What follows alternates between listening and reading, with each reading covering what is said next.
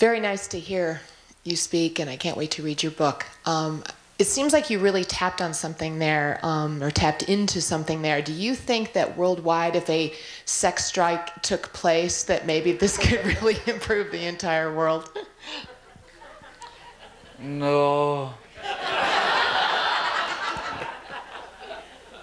But worldwide, if a change of mindset about sex took place, it would change the entire world. My sister lives in New York, and every time I come, we find time to hang out. So this day, we're just flipping through the pages of a magazine, and they were advertising a watch. And there is a young man sitting in his underwear, and the watch is on his thigh. So then I said, Father, which part of his body is going to wear this watch? I don't understand the connection with a man in brief and a wristwatch on his thighs. Unless there's a new way of wearing watch in the US that I don't know about. But the objectification of young boys and girls as sex objects is destroying the next generation of leaders. When young men see young women, they don't see brains anymore. They see from here to here. And young women believe that I don't need brains as long as I have from here to here. It is a sad state. I have a young white niece, and we had a conversation, a friend of mine, over the weekend about it, where on college campuses now in the US, kids are just hooking up. There's nothing about relationship. So I keep asking my good friend Abby, what is hooking up? So do they just look at each other and say, let's go and hook up? Is it just then sex? Then sex? Because that's the feeling that comes across. Young people are no more having cordial. There is no more space for let's talk and progress to the next level. It's from here to here.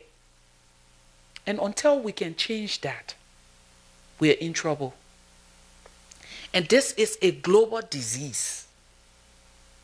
This is a global disease. Who are the young people that we're rolling back our lives to? The countries and the work that we're doing too. You know, I was talking at the University of California, Santa Barbara yesterday, and we talked about this same issue. And the one question that comes to my mind every time I think about the whole issue of peace and security for women, and think about the global media and how sex has taken over, is a quote that comes from a research that was done by Ellen Johnson Sirleaf and Elizabeth Rand. And in that book, Women, War, and Peace, they did a research project. They say the impact of war or conflict on women's lives is a reflection of the interaction during peacetime. So if our young people are hooking up and hooking up and hooking up, imagine if war took place in this country, what would be the statistics of rape? What would be the statistics of abuse? The other question is, if we continue to objectify young women as sex objects and encourage our young men, so the young women are the prey and the young men are the predators for sex, how do we talk about participation in politics? Because the way the world is functioning now, the word is functioning on one side of his brain. You have all the men in power. So that's one side of the brain. The women are not, they are virtually not in the political space. So that other side of the brain is not functioning. So that's why we have a sick world. You wonder why the economy in this country is this way? It's because it's functioning on one side of the brain.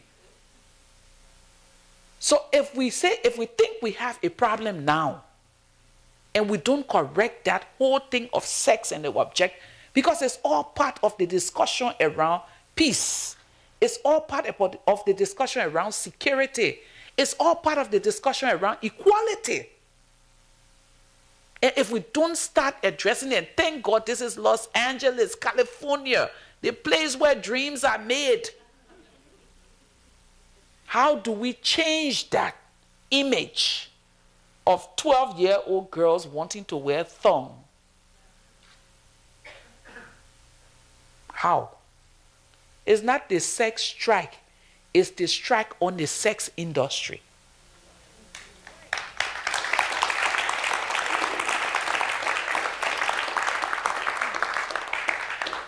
I have gotten a high sign that we need to end our time together tonight.